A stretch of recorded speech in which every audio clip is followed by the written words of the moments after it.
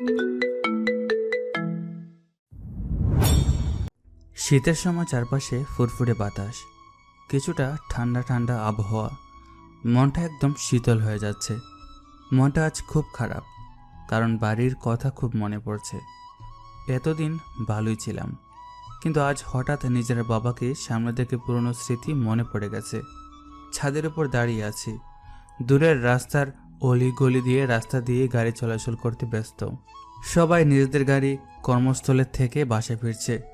হঠাৎ নিজের কাঁধের উপর কারো স্পর্শ পেলাম। পিছনে করে তাকিয়ে দেখি আমার জন্মদাতা পিতা, যাকে কিনা আমি অনেক বছর পর নিজের খুব কাছ থেকে দেখছি। কোনো এক মিথ্যা অপবাদের জন্য আজ আমি নিজের পরিবার থেকে অনেক দূরে।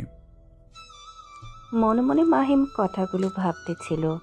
বাবার দিকে ঘুরতেই মাহিমকে থাপ্পড় বসিয়ে দিল তার বাবা। বাবার হাতে থাপ্পড় খেয়ে মাহিম মাথা নিচু করে নিল। এখানে তার কিছু বলার নেই। নিজের বাবা মেরেছে তো কি আর বলবে। নিজের বাবা মা নিজের পরিবারের ওপর তোর এত রাগ অভিমান যে 8টা বছর হয়ে যাচ্ছে, তোর বাসায় যেতে ইচ্ছে করে না। আমাদের কথা কি তোর মনে পড়ে না? আপনাদের কথা আমার কেন মনে পড়বে? তাছাড়া আমার মা বাবা নেই। এটা বলে মাহিম আবার অন্যদিকে ঘুরে দাঁড়ালো। সালাম সাহেব মাহিমের পাশে এসে দাঁড়ালো। আমার উপর এখনো রাগ করে আছিস? আপনাদের উপর আমি কেন রাগ করব? হুম, আচ্ছা এসব বাদ দে। তুই আমার সাথে কাল বাসায় যাবি। আমি আর ওই বাসায় ফিরব না। তোকে ফিরতে হবে। আর 1 সপ্তাহ বাদে তোর ছোট বোনের বিয়ে, তোকে খুব করে সেখানে আনতে বলেছে। কিন্তু আমি ছিলাম নিরুপায়, তোর কোনো খোঁজ জানতাম না। কিন্তু রাজনীতি কাজে ঢাকায় আসলে তোকে দেখতে পাই, আর অনেক খোঁজ নিয়ে জানতে পারি তুই এখানে থাকিস, তাই চলে আসলাম। আমার মতো একজন পাপী ছেলে সেখানে না থাকলেও চলবে। দেখ, আমি আর তোর মায়ের সম্পূর্ণ বিশ্বাস ছিল তুই ওই কাজ করিসনি, কিন্তু কি করবো বল, বাকিদের কথা শুনে আমার মাথা ঠিক ছিল না। পুরনো কথা আমি ভাবতে চাই না। আপনি আসছেন, একসাথে খাওয়া দাওয়া করবেন, ইচ্ছে হলে থাকবেন, আর না হলে তারপর। আমি তোর থেকে এত কথা শুনতে চাই না, তুই যাবি মানে যাবি। মাহিম নিজের বাবাকে কিছু বলতে যাবে, এমন সময় তার কাছে একটা কল আসলো। ফোনের দিকে তাকিয়ে সে নিজের বাবার কাছে থেকে একটু সরে গিয়ে ফোন রিসিভ করলো। কিছু সময় কথা বলে আবার তার বাবার কাছে ফিরে আসলো। কে ফোন করেছিল? আমার এক বন্ধু। আচ্ছা নিচে চলুন, আমাকে একটু বাইরে যেতে হবে। আমি কাজের মাসিকে সরি বলে যাচ্ছি। আমার কথা কিন্তু এখনো শেষ হয়নি। আপনার সাথে পরে কথা হবে, আমার এখন যেতে হবে। মাহিম তার বাবাকে নিজের ফ্ল্যাটে রেখে কোথাও একটা চলে গেল। তারপর চারিদিকে রাতের অন্ধকার নেমে গেছে। ঝিঝি পোকা ঝিঝি করে ডাকছে। ফাঁকা রাস্তা পুরো শুনশান। এই ফাঁকা রাস্তায় খুব জোরে গাড়ি চালিয়ে যাচ্ছে এক আগন্তুক। হয়তো জীবনে তার কোনো মরার ভয় নেই, এই জন্যই এত স্পিডে গাড়ি চালাচ্ছে।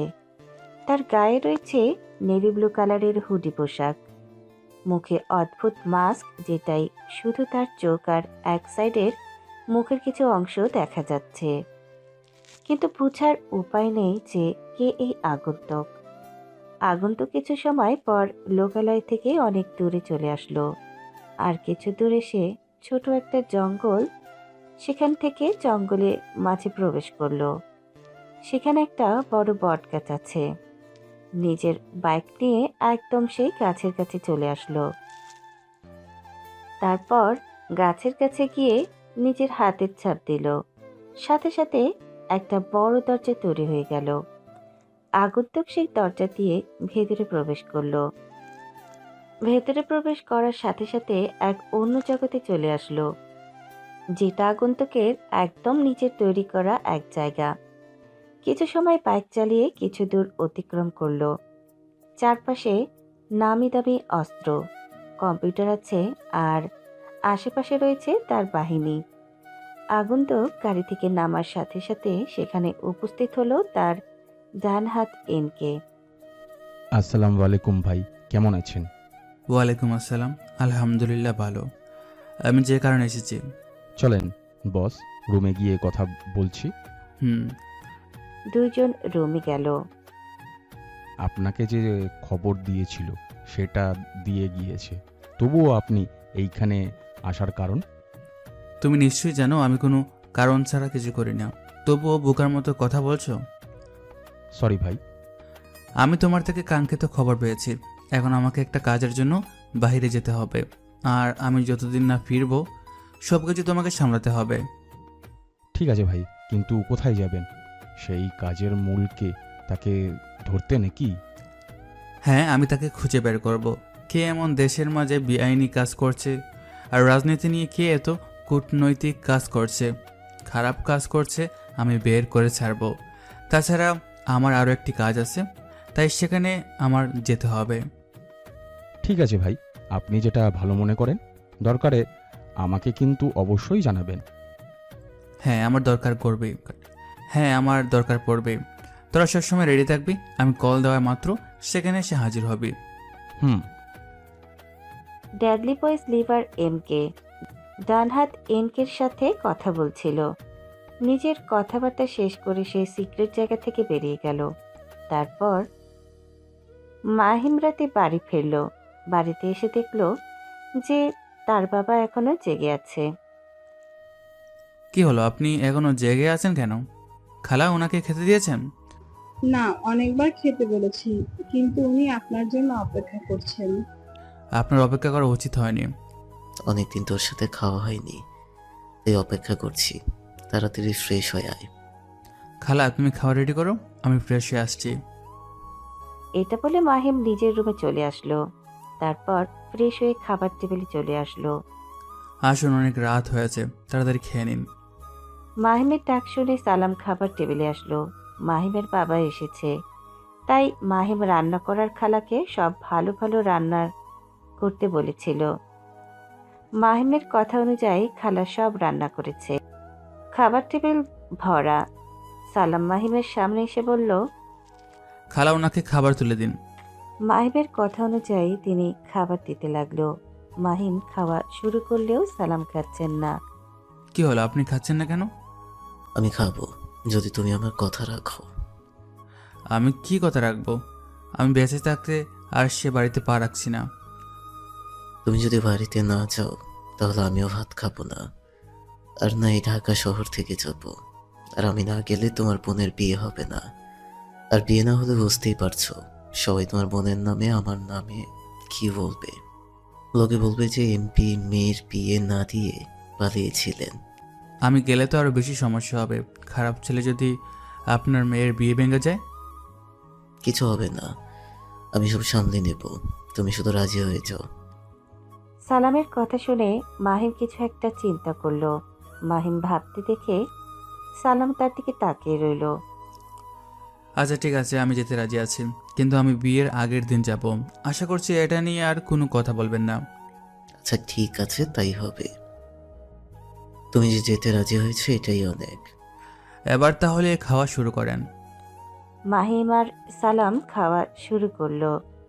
খাওয়া দাওয়া শেষ করে মাহিম রুম দেখিয়ে দিল। তারপর মাহিমের বাবা চলে গেছে আজ 5 দিন হলো। মাহিম নিজের সকল কিছু গুছিয়ে নিয়ে বের হলো বাসা থেকে। ছোট্ট একটা ব্যাগে সবকিছু নিয়েছে। বাসা থেকে বের হয়ে মাহিম একটা রিক্সা নিল। চারপাশে সবাই নিজের কাজ করতে ব্যস্ত। নিজেরা নিজের গৌণত্বে যাচ্ছে। মাহিম আশেপাশে তাকিয়ে দেখছে মাহিমের চুলগুলো একটু বড়, তাই বাতাসে উড়ে যাচ্ছে। কিছু কিছু উড়ে মাহিমের চোখের উপর পড়ছে। খানিক সময় বাদে মাহিম একটা বড় বিল্ডিং এর সামনে চলে আসলো।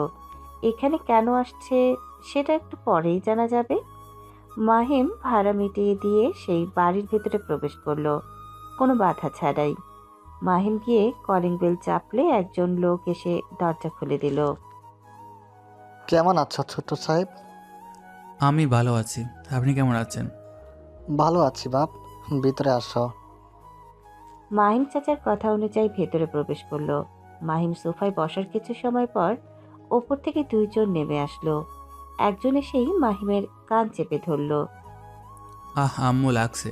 কি করছো ছাড়ো, কান বড় হয়ে হাতির মতো হয়ে যাবে। হয়ে যাক, তাতে তোর কি? আমার তো অনেক কিছুই। কান বড় হয়ে গেলে তখন আর কোনো মেয়ে পছন্দ করবে না, তখন তুমি তোমার ছেলের বউ পাবে না। আমার ছেলে বেশ সুন্দর, সব মেয়ে পেছনে পড়ে থাকবে। তো বাসাদন, আজ এতদিন পর কোথায় থেকে উদয় হলে? কোথা থেকে আর উদয় হব, নিজের বাসা থেকে। তো ব্যাগপত্র গুছিয়ে এবার কোথায় যাওয়া হচ্ছে ঘুরতে? বাবা, এবার এমন এক জায়গায় যাচ্ছি যেটা সিক্রেট। এমন কোথায় যাচ্ছ যে সেটা সিগারেট? বলা যাবে না। তুই আমার একমাত্র ছেলে, তাহলে তুই আমাকে রেখে কেন ঘুরে বেড়াস? মা, এখনই তো সময়, কাজের ভেতর গেলে তখন তো আর পারবো না। রাবেয়া, মাহিম একদম ঠিক বলছে। তাছাড়া তুমি জানো তো, কয়েক মাস পর তার দায়িত্ব শুরু। মাহিম তার বাবা মার সাথে কথা বলে নাস্তা করে সেই বাড়ি থেকে বের হলো। তারপর বড় একটি বাস শ্যামলী, সেই বাসে করে মাহিম নিজের গ্রামের উদ্দেশ্যে রওনা দিয়েছে। বাস চলতে শুরু করেছে। কয়েকটি স্টপ পার হবার পরে টাঙ্গাইল থেকে একটি মেয়ে বাসে উঠল। কোনো জায়গায় সিট ছিল না, এই জন্য মেয়েটি এসে মাহিমের পাশে বসলো। মাহিমের সেদিকে কোনো খেয়াল নেই, সে এক দৃষ্টিতে বাইরে তাকিয়ে আছে। কিছু সময় পর মাহিম বুঝল যে তাকে কেউ খোঁচা মারছে। প্রকৃতি দেখায় এতটাই ব্যস্ত ছিল যে মাহিমকে কেউ ডাকছে সেটা সে খেয়ালই করেনি।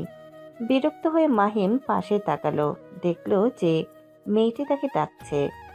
মাহিম নিজের কান থেকে ইয়ারফোন খুলে ফেলল। কি হলো, কিছু বলবেন আপনি? এভাবে খোঁচাচ্ছেন কেন? আপনাকে এই জন্য খোঁচা দিচ্ছি যে কখন থেকে আপনাকে ডাকছি কিন্তু আপনি শুনতে পাচ্ছেন না। ও আচ্ছা, তো কি জন্য ডাকছেন? আসলে অনেকটা পথ জার্নি করতে গেলে আমি চুপ করে থাকতে পারি না, কারোর সাথে না কারোর সাথে কথা বলতে ভালো লাগে। কিন্তু আপনার সাথে কথা বলবো তো আপনি তো অন্যদিকেই ঘুরে আছেন। যখন কারোর সাথে কথা বলে থাকতে পারে না, তখন আরেকজনকে নিয়ে আসতে কি হয় যত সব। রাগ করছেন কেন? আপনি একটু তো পথে কথা বলবেন। আমি অপরিচিত কোনো মেয়ের সাথে কথা বলি না। পরিচয় হতে কত সময় লাগবে? আমি শাপলা, আপনি? মেয়েটি হাত বাড়িয়ে দিল। মাহিম মেয়েটির হাতের দিকে একবার তাকিয়ে মেয়েটির মুখের দিকে তাকালো। মেয়েটির চোখ দুটো দেখা যাচ্ছে শুধু। চোখ দুটো টানা টানা, চোখের মণিটা একটু ডিপ কালারের, দেখতে অসম্ভব সুন্দর লাগছে। এই চোখের মায়া নিশ্চিত কোনো পুরুষ পড়লে সেই মায়া থেকে কোনো ছেলে বের হতে পারবে না। মায়া জিনিসটা খুবই ভয়ঙ্কর। তাই সাথে সাথে মাহিম চোখ ফিরিয়ে নিল। মাহিম হাত মিলানো না দেখে মেয়েটি নিজের হাত সরিয়ে নিল। এত ভাব কেন আপনার? নিজে থেকে পরিচয় হতে এসেছি বলে ভাব দেখাচ্ছেন? আচ্ছা, আমার সাথে পরিচয় হলেন না, ভালো কথা। তা আপনি কোথায় যাচ্ছেন? কুষ্টিয়াতে যাচ্ছি। এটা বলে মাহিম আবার জানালার দিকে মুখ ঘুরিয়ে বাইরের পরিবেশ দেখতে লাগলো। মেয়েটির হয়তো বিরক্ত হলো, তাই মাহিমকে আবার বলল, আপনি জানতে চাইবেন না আমি কোথায় যাচ্ছি? প্রয়োজন মনে করি না। ঠিক আছে, আপনার জিজ্ঞেস করতে হবে না, আমি উত্তর দিচ্ছি। আমিও কুষ্টিয়াতে যাচ্ছি। ভালো। মাহিম আবার চুপ হয়ে গেল। মেয়েটি তো নিজে চুপ থাকতে পারছে না, তাই খুবই বিরক্ত মাহিমের চুপ থাকাতে। মাহিম কানে ইয়ারফোন নিয়ে গান শুনতেছিল। মেয়েটি সেই ইয়ারফোন কান থেকে খুলে দিল। এই যে আপনি এত বিরক্ত করছেন কেন? আমাকে শান্তিতে একটু জার্নি করতে দেন। মাহিম একটু ধমক দিয়ে কথা বলল, একটু ধমকে মেয়েটিকে ফোপাতে লাগলো। এই যে আপনি কান্না করছেন কেন? আপনি আমাকে ধমক দিলেন কেন? আমি এখন বাসের সবাইকে ডেকে বলবো যে আপনি আমাকে বকা দিয়েছেন। তখন দেখবেন সবাই মিলে আপনাকে কেমন গণধোলাই দেয়। আচ্ছা ঠিক আছে, সরি, আমি আপনার কাছে মাফ চাই। আমি আপনাকে মাফ করতে পারি একটা শর্তে। কি শর্ত? যত সময় না পর্যন্ত আমি বাস থেকে নামবো তত সময় আমার সাথে কথা বলতে হবে। মাহিম পড়ল চিপায়। এমনিতেই মাহিম সবসময় চুপচাপ থাকে পছন্দ করে, একাকিত্ব তার খুবই পছন্দ। কিন্তু এই মেয়ে তার পাশে বসে বকবক করে চলেছে, এই জন্য মাহিমের প্রচন্ড বিরক্ত লাগছে। না পারছে কিছু করতে আর না পারছে কিছু বলতে। কি হলো, আপনি চুপ করে আছেন কেন? কি এত ভাবছেন? আচ্ছা ঠিক আছে, আমি আপনার সাথে রাজি আছি। মেয়েটি হাসলো কিনা বোঝা গেল না, কিন্তু তার চোখ দেখে মনে হচ্ছে সে খুবই খুশি। মাহিম মেয়েটির দিকে না তাকিয়ে নিজের ফোনে মনোযোগ দিল। আপনি কিন্তু আমার সাথে কথা না বলে আবার ফোনে মনোযোগ দিয়েছেন। আরে না, এমনিতেই দেখতেছিলাম কুষ্টিয়ার কত সময় লাগবে যেতে। কেন? আপনি কি আর এর আগে কোনোদিন কুষ্টিয়া যান নাই? না, আমি আগে কখনো কুষ্টিয়া যাই নাই, এবারই প্রথম যাচ্ছি। সমস্যা নেই, আমার বাসা কুষ্টিয়াতেই। আমি সব চিনি কুষ্টিয়ার।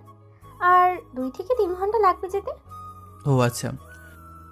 আপনি কি জন্য যাচ্ছেন? এই তো একটি দরকারি কাজে যাচ্ছি। আপনি কেন যাচ্ছেন? আমার চাচাতো বোনের বিয়ে, এই জন্য বাসায় যাচ্ছি। আসার পথে হঠাৎ গাড়িটা নষ্ট হয়ে গেছিল, তাই গাড়ি আবার চেঞ্জ করলাম। ও আচ্ছা। মাহিম আবার চুপ। মেয়েটি বলল যে এই ছেলেটি আগাগোড়া কেমন চুপ থাকে। আপনি কি এমন চুপ করে থাকাই পছন্দ করেন? আপনার হঠাৎ এখন প্রশ্ন কেন? না, এই যে কেমন কথা না বলে আবার চুপ করে গেলেন। আমি তো সব কিছু জিজ্ঞেস করছি, আপনি তো কিছুই বলছেন না।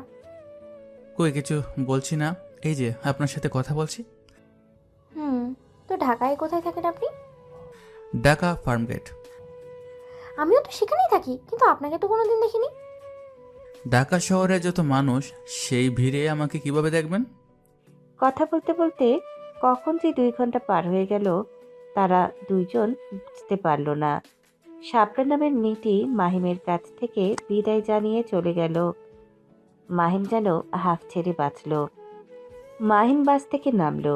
কুষ্টিয়া শহরে পা দেওয়ার সাথে সাথে তার কিছুটা অনুভূতি হলো যে নিজের জন্মভূমির নিজের এলাকায় পা দিয়েছে।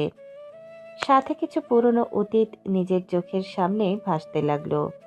সেসব ভাবা বাদ দিয়ে মাহিম আশেপাশে দেখতে লাগলো সবকিছু পরিবর্তন হয়ে গেছে। তারপর নিজের জন্মস্থান নিজের শহরে অনেক বছর পর পা দিল মাহিম। চারপাশটা তার কাছে খুবই অচেনা, কিছুই চিনে না সে। হাঁটতে হাঁটতে একটি দোকানের কাছে চলে আসলো। দোকানদারের কাছে থেকে একটি সিগারেট চাইলো। মাহিমকে দোকানদার সিগারেট দিল। সিগারেট নিয়ে ধরিয়ে দুটো টান দিয়ে ধোঁয়া বাতাসে ছেড়ে দিলাম।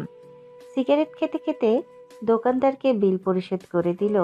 তখন ভাবতে লাগলো সে কোন দিকে যাবে, কারণ এখানে চারদিকে রাস্তা তার কিছুই মনে নেই যে এখানে কোন দিকে যেতে হবে নিজের বাসার দিকে।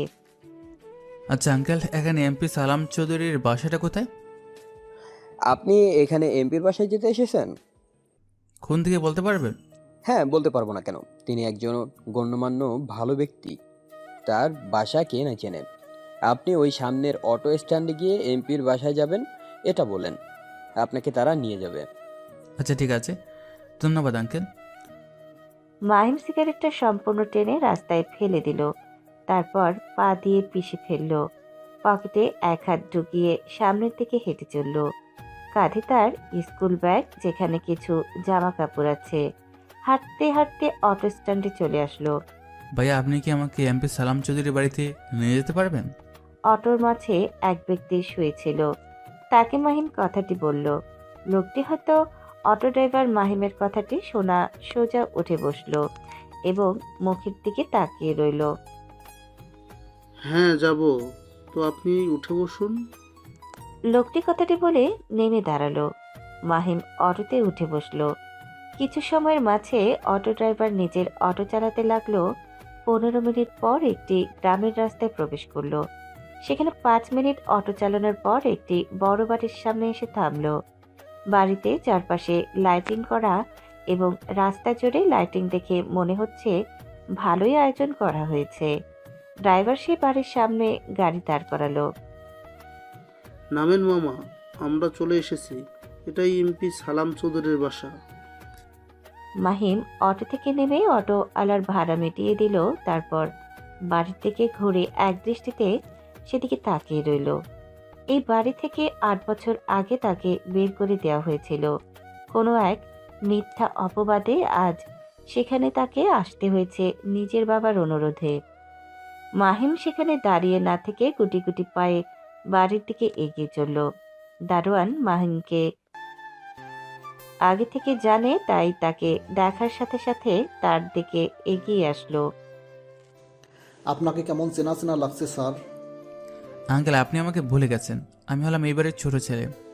আরে বাবা মাহিম, তুমি এতকাল কোথায় ছিলে? তোমাকে স্যাররা খুঁজতে খুঁজতে হয়রান হয়ে গিয়েছে। এই তো ডাকাতে ছিলাম। দুইজন কথা বলছিল, এমন সময় বাড়ির ভেতর থেকে সালাম চৌধুরী বেরিয়ে আসলো। বাইরে এসে দেখলো যে দারোয়ানের সাথে মাহিমের মতন কেউ কথা বলছে, তাই দ্রুত তার দিকে এগিয়ে আসলো। তিনি কাছে এসে তো অবাক হয়ে গেল, কারণ দারোয়ানের সাথে মাহিম দাঁড়িয়ে আছে। তিনি দ্রুত গিয়ে তাকে জড়িয়ে ধরল। তুই আসছিস মাহিম? আমি অনেক খুশি হয়েছি তোর আসাতে। তাড়াতাড়ি ভেতরে চল, তোর বোনকে তুই হলুদ দিবি। না বাবা, আমি আমার বোনকে হলুদ দিতে পারবো না। তুমি আমাকে একটি রুম দেখিয়ে দাও, আমি সেখানে চলে যাই। সেটা বলতে তো হবে না, আমি যেটা বলেছি সেটাই তোকে শুনতে হবে।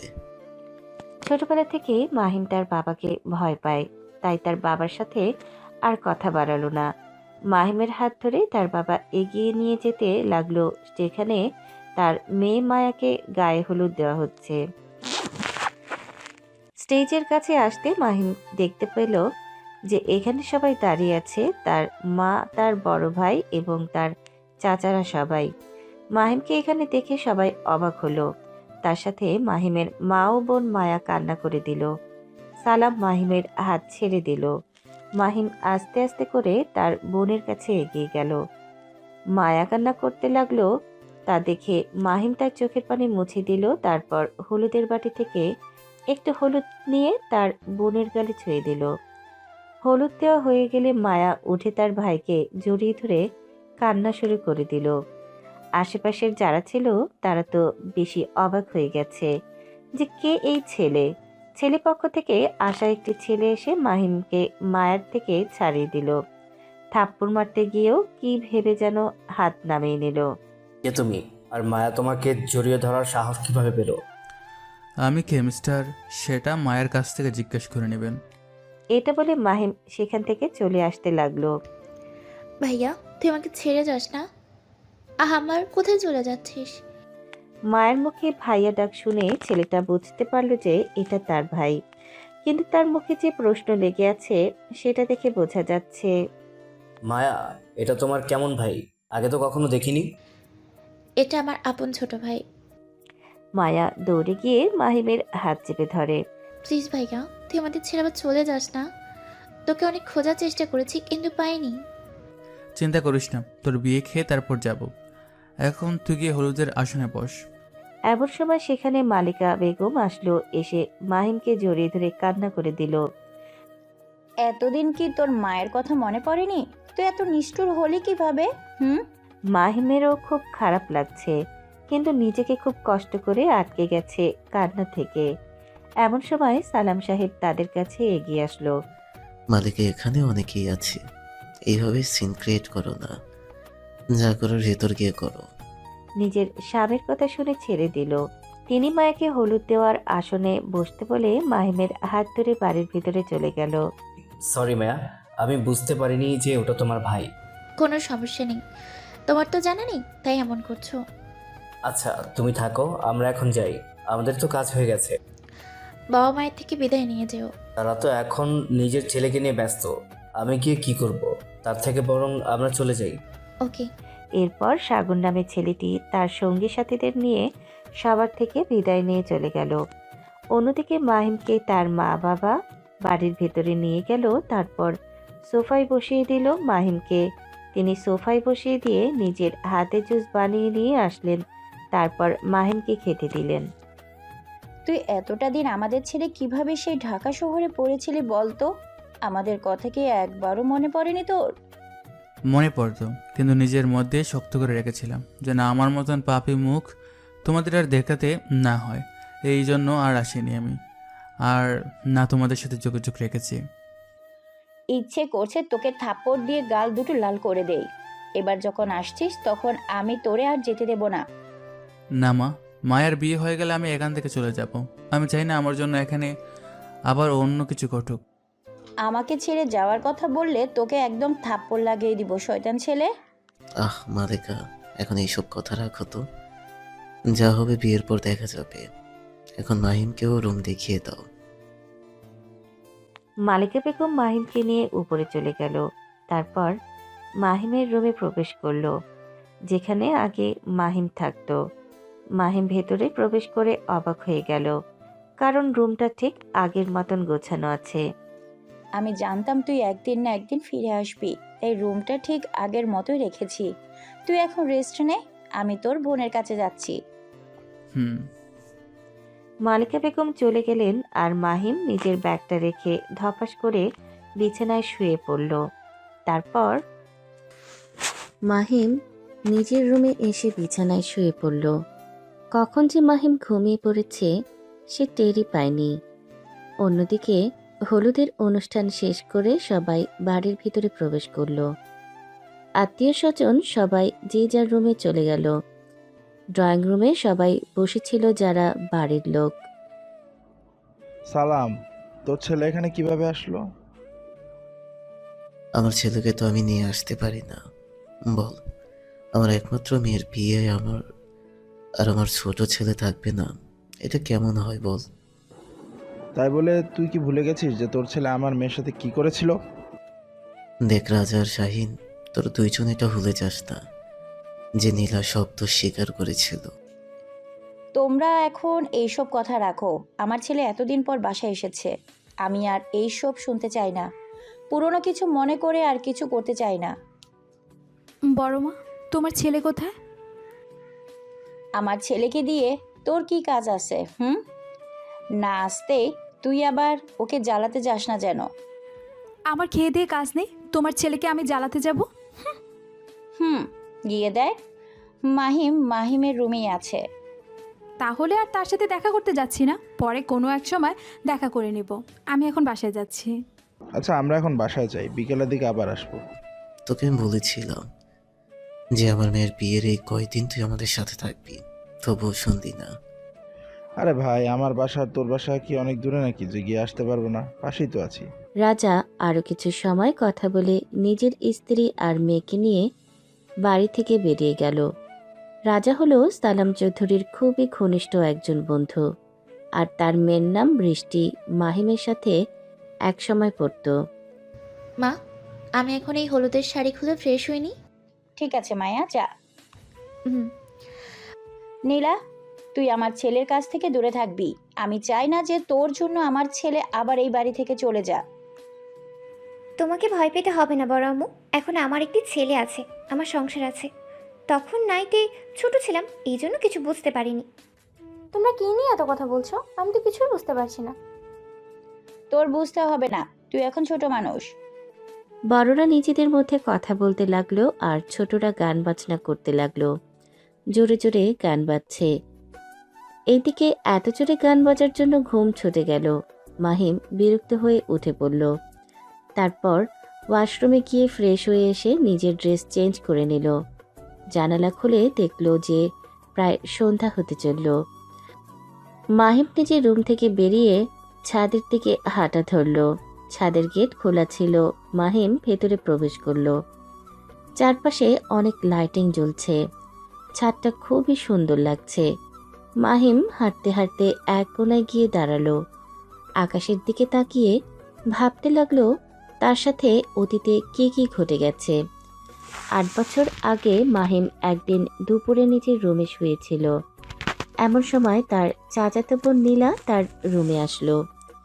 নীলা দেখতে অসম্ভব সুন্দর। পাড়ার অনেক ছেলে আছে যারা নীলার সাথে প্রেম করতে চায়, কিন্তু নীলা তাদের সাথে শুধু টাইম পাস করে। অনেক ছেলের সাথে প্রেম করে তাদের ছেড়ে দিয়েছে। এজন্য নীলাকে মাহিম একটু পছন্দ করে না। মাহিম, বৃষ্টি আর নীলা একই সাথে একই স্কুলে কলেজে পড়াশোনা করত। কিরে নীলা, তুই এই সময় আমার রুমে কেন? আর রুমে তোর বন্ধ করছিস কেন?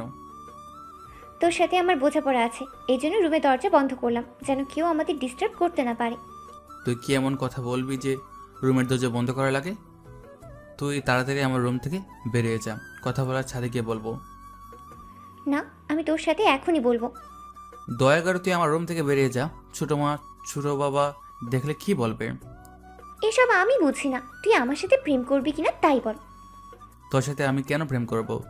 তোর তো বয়ফ্রেন্ডের অভাব নেই, কতটা ছেলের সাথে তুই প্রেম করিস, এমনকি আমার বন্ধু নাফিসের সাথেও তো তুই প্রেম করিস। আমি তো ওদের কাউকে ভালোবাসি না, আমি ভালোবাসি তোকে। তাই আমি প্রতিবার তোকে প্রপোজ করি, কিন্তু তুই প্রতিবার আমাকেই ফিরিয়ে দিস। দেখ নীলা, এসব ফালতু কথা শোনার টাইম নেই আমার, তুই আমার রুম থেকে বের হও। তুই আমার কথায় রাজি হবি না তো? না, তুই এখন যা। তাহলে দেখ আমিও কি করি। এটা বলে নীলা নিজের কামিজের হাতা ছেড়তে লাগলো এবং মাহিমের দিকে এগিয়ে আসতে লাগলো।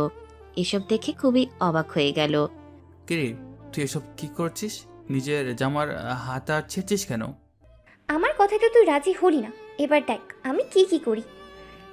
নীলা কথাটি বলে একদম মাহিমের বিছানার কাছে চলে আসলো এবং মাহিমকে জড়িয়ে ধরল। মাহিম অনেক ছাড়ানোর চেষ্টা করলে কিন্তু কোনোভাবে সফল হতে পারল না। নীলা শুধু মাহিমকেই জড়িয়ে ধরল না, জোরে জোরে চিৎকার করে নিজের মা বাবা ও মাহিমের মা বাবাকে ডাকতে লাগলো। নীলা, তুই আমাকে ছাড়, এসব কি করছিস? তোর মান সম্মান থাকবে না? সেটা পরে দেখা যাবে। তুই তো এমনিতেই আমার হলি না, লোকে এমনিতেই তো বলে না সোজা আঙ্গুলে ঘি না উঠলে আঙ্গুল বাঁকা করতে হয়। নীলার চিৎকার শুনে সবাই মাহিমের রুমে চলে আসলো। কি হয়েছে নীলা? তুই মাহিমের রুমে কেন? আর চিৎকার করছিস কেন? বড়াব্বু, তুমি আমাকে বাঁচাও, তোমার ছেলে আমাকে নষ্ট করার জন্য চোরাচুরি করছে। ভাই, আপনি দরজা ভেঙে ফেলুন, না হলে আমার মেয়ের কিছু হয়ে যাবে। শাহিনের কথা শুনে দুইজন মিলে রুমে দরজা ভেঙে ফেললো এবং দেখলো যে মাহিম আর নীলা একে অপরকে জড়িয়ে ধরে আছে। এখানে কি করেছে সেটা মাহিম আর নীলা ছাড়া কেউ জানে না, কিন্তু শরীরের সারটা না থাকার জন্য বাড়ির সবাই বিশ্বাস করলো যেটা নিজের চোখে দেখলো। নীলা দৌড়ে এসে তার বড় মাকে জড়িয়ে ধরলো, নিজের সাথে জড়িয়ে ধরলো মালিকা। জানোয়ারের বাচ্চা, এই দিনটা দেখার জন্য তোকে আমি জন্ম দিয়েছিলাম, তুই আমার মান সম্মান কিছুই রাখলি না। এটা বলে মাহিমকে বিছানা থেকে তুলে ধাক্কা দিয়ে ফেলে দিল, সাথে সাথে মাহিমের মাথায় গিয়ে দরজার কোণে লাগলো এবং কেটে গেল। বাবা, বিশ্বাস করো, আমি নীলার সাথে কিছু করি নাই, ও জোর করে আমার সাথে।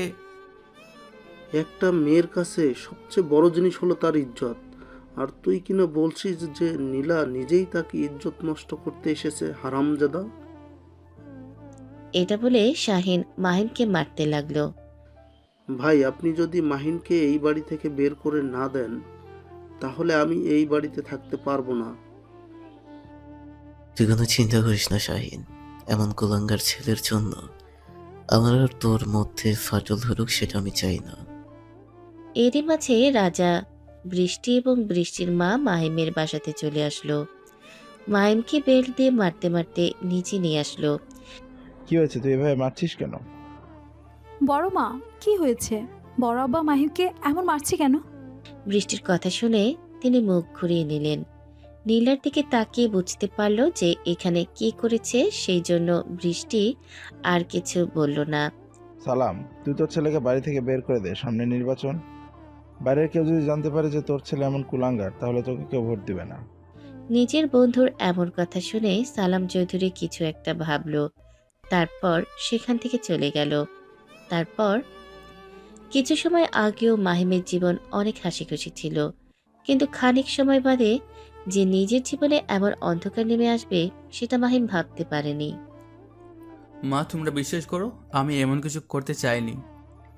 তুই আমাকে মা বলে ডাকবি না, তোর ওই পাপে মুখে আমি মা ডাক শুনতে চাই না। মাহিম তার মায়ের পা জড়িয়ে ধরতে গেলে কিন্তু তার মা নিজে পা সরিয়ে নিল। তোর ওই পাপে হাত দিয়ে আমাকে স্পর্শ করবি না। ছোট আম্মু, ছোট আব্বু, তোমরা তো বিশ্বাস করো, নীলার সাথে কিছুই করিনি। মাহিমের কথা তাদের দুজনেরই বিশ্বাস হলো না। তারা দুইজন মুখ ঘুরিয়ে নিল। মাহিম কোনো উপায় না দেখে রাজা ও রেহানা বেগমের কাছে গেল, কিন্তু তাদেরকে বলার পরও তারা বিশ্বাস করলো না। মাহিম এবার বৃষ্টির সামনে গিয়ে দাঁড়ালো।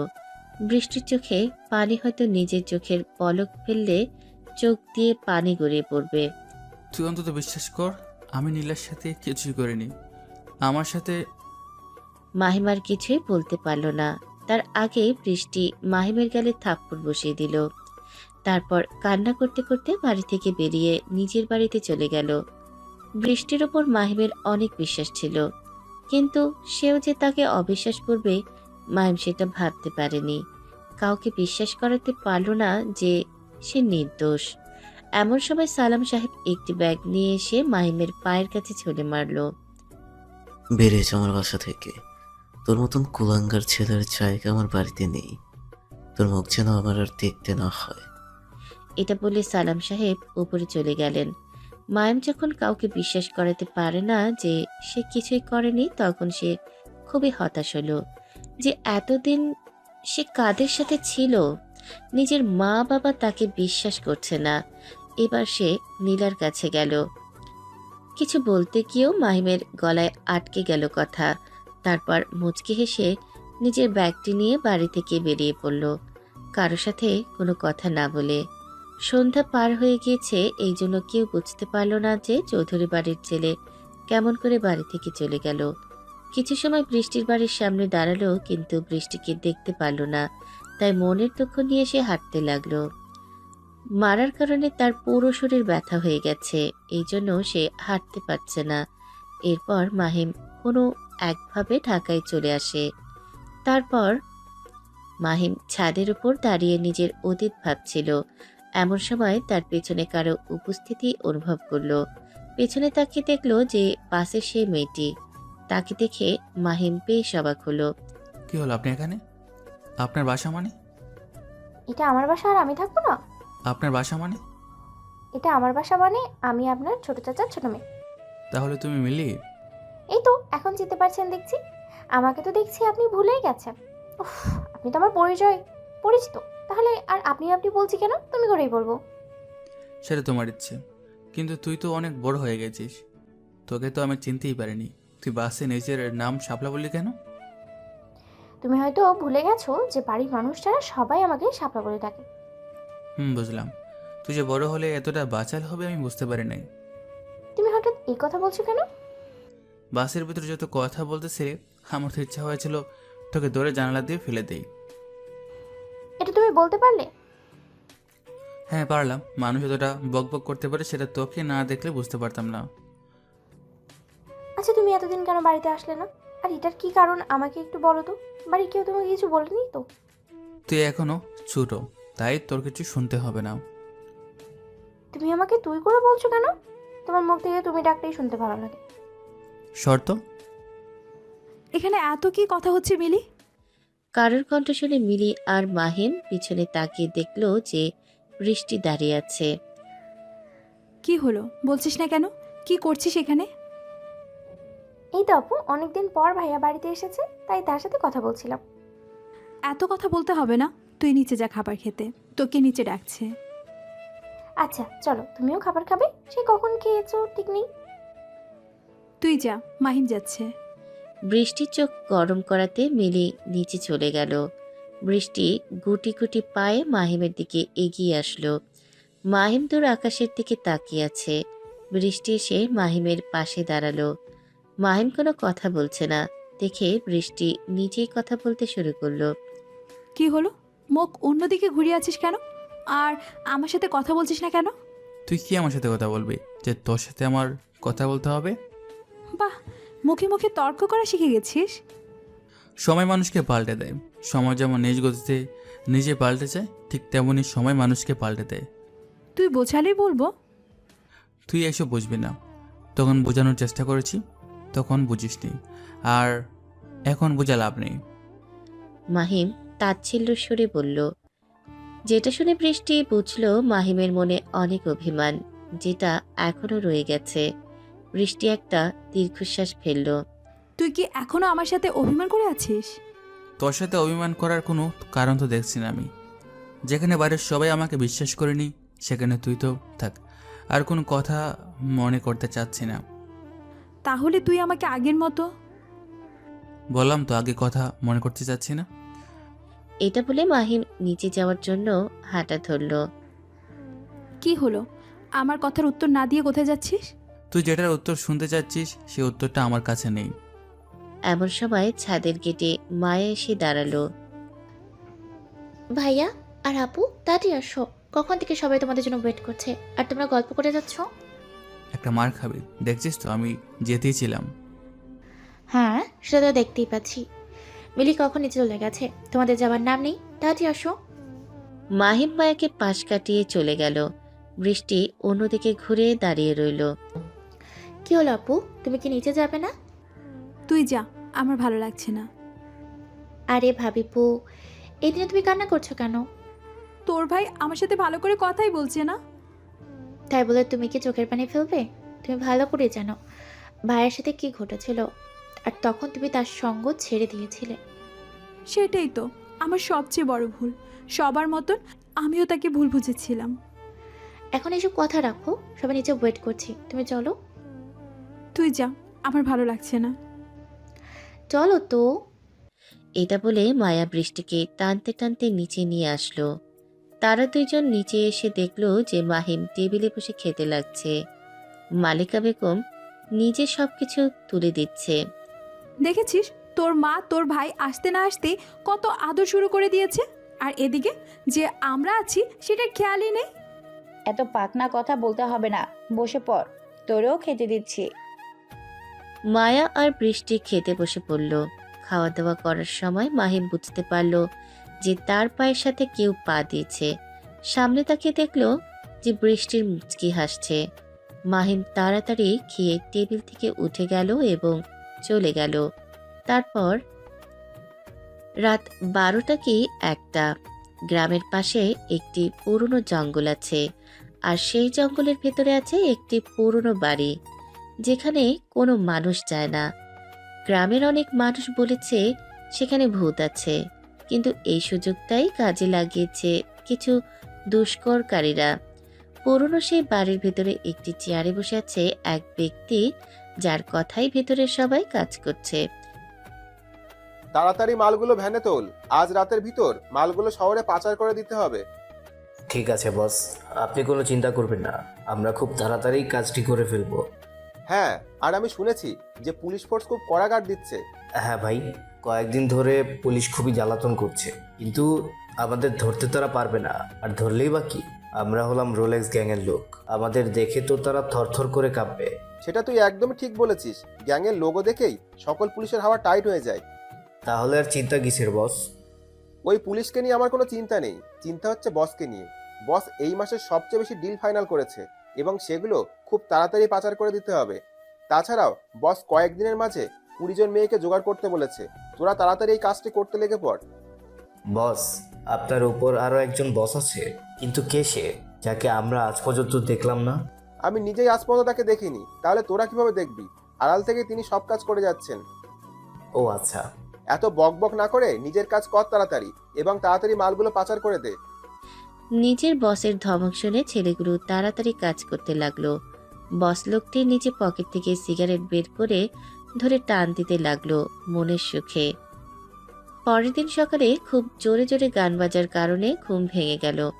এমনিতে সারা রাত মাহিমের ঘুম হয়নি, আবার এত সকালে গান বাজাচ্ছে, এই জন্য মাহিমের খুব রাগ হচ্ছে। তবু নিজের বাসা বলে কিছু বলতে পারছে না। বালিশ কানের ওপর দিয়ে শুয়ে রইল, তবুও সে ঘুমাতে পারল না। একসময় বিরক্ত হয়ে মাহিম বালিশ ছুঁড়ে মারল, সাথে সাথে বালিশ দেয়ালের সাথে গিয়ে বাড়ি লেগে পড়ে গেল। এমন সময় রুমের ভেতরে মায়া প্রবেশ করলো। কিরে ভাইয়া, আর কত সময় ঘুমাবি? তোর একটা মাত্র বোনের বিয়ে, আর তুই কিনা পড়ে পড়ে ঘুমাচ্ছিস। বড় ভাইয়া সব একলা একলা কাজ করছে, আর তুমি কিনা ঘুমাচ্ছ এখনো। ঘুমাতে আর পারলাম কোথায়, সারা রাত গান বাজিয়েছিস, আবার সকাল হতে গান বাজানো শুরু করেছিস। একটা মাত্র দিন, একটু তো বাজারেই বলো। কিন্তু তুই তাড়াতাড়ি নিয়ে যাই, কারণ আম্মু তোকে ডাকছে। সবাই কাজে লেগে পড়লে তোকে আর কেউ নাচতে দিবে না, বলে দিলাম। দিতে হবে না, তুই এখন যা তো। তাড়াতাড়ি ভাইয়া, না হলে আমি কিন্তু তোর গায়ে পানি ঢেলে দিব।